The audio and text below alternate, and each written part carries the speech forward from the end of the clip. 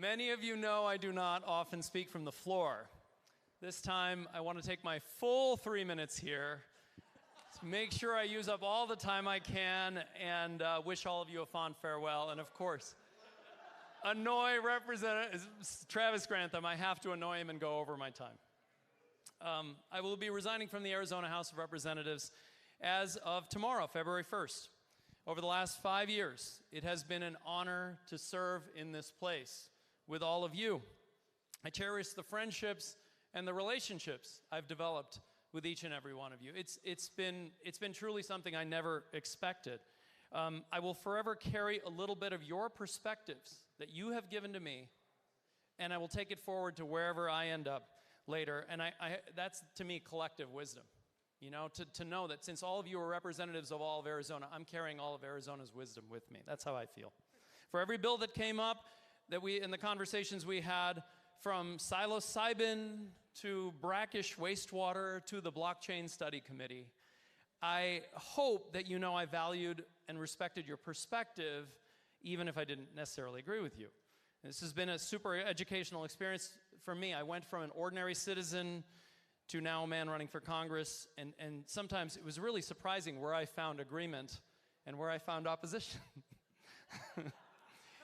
But what was also surprising were the memories that I will cherish forever. Joanne Osborne would make dad jokes until the entire building would groan, right? Orlando Teller would remind me constantly who had not been consulted.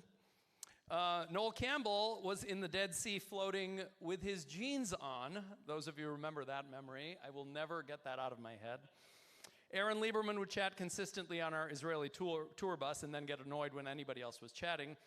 And then you guys, I hope, learned something about me too.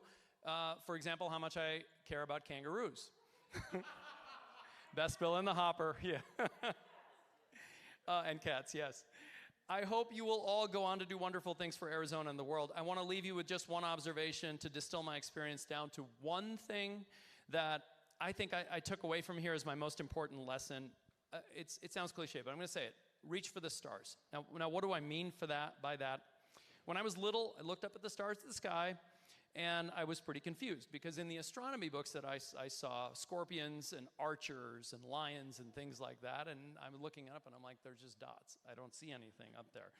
So later I learned that the stars were real, but the constellations weren't actually there. They were part of stories that our ancestors told us to connect the dots for us, and that makes meaning out of our surroundings. That's great. We need to do that.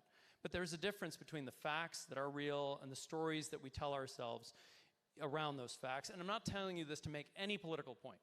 I'm not. I really mean it. What I'm saying is that we don't confuse those two. So I saw many of us here are seeking truth. We are. And each of us might construct a slightly different story from the same set of stars that you see out there. So if nothing else, perhaps we can have a little empathy for our fellow person. This is a really hard job that we're all doing down here. You know, we've sacrificed a lot. I've seen people how hard they've tried down here to make things happen for the people of Arizona and how much they care.